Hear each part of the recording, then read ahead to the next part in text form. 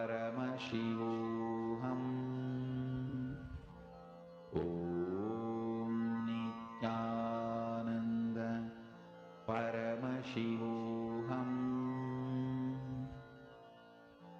ॐ नित्यानन्द परमशिवोऽहम्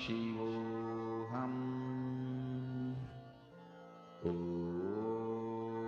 नित्यानन्द परमशिवोऽहम् ॐ नित्यानन्द परमशिवोऽहम् ॐ नित्यानन्द परमशिवोऽहम् ॐ नित्यानन्द परमशिवोऽहम् ॐ नित्यानन्द परमशिवोऽहम् ॐ नित्यानन्द परमशिवोऽहम्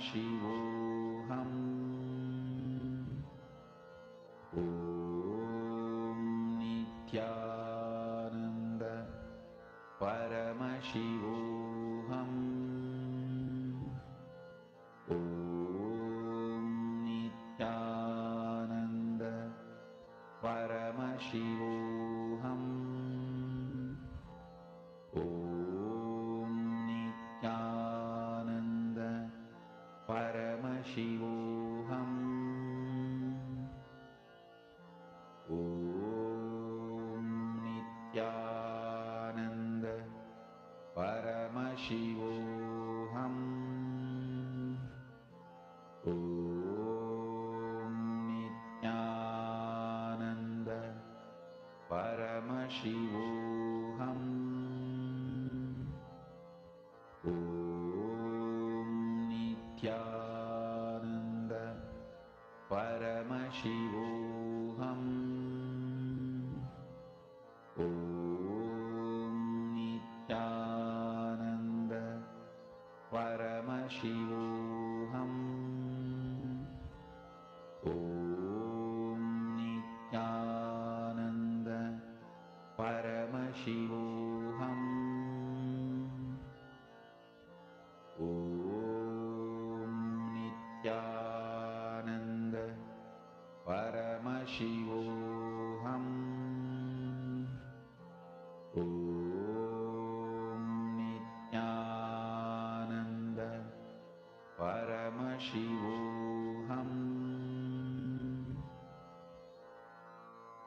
Mahamahavaagya, spiritual lullaby for samadhi, and Suprabhatam, wake up call, wake up song for Paramashiva.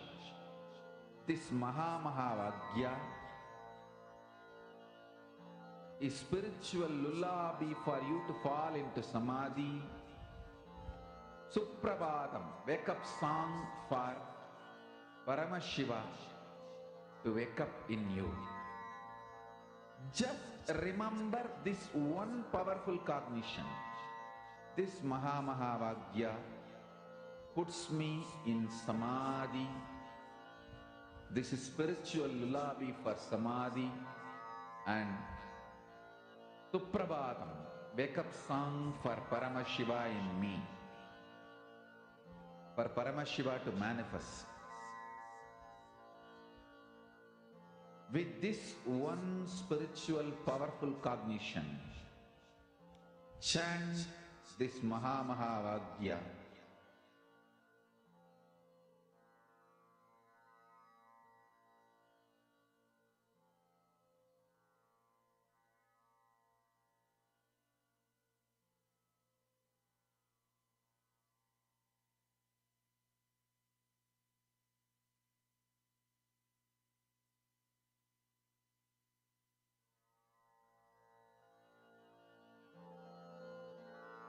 Mahamahavaagya, spiritual lullaby for samadhi.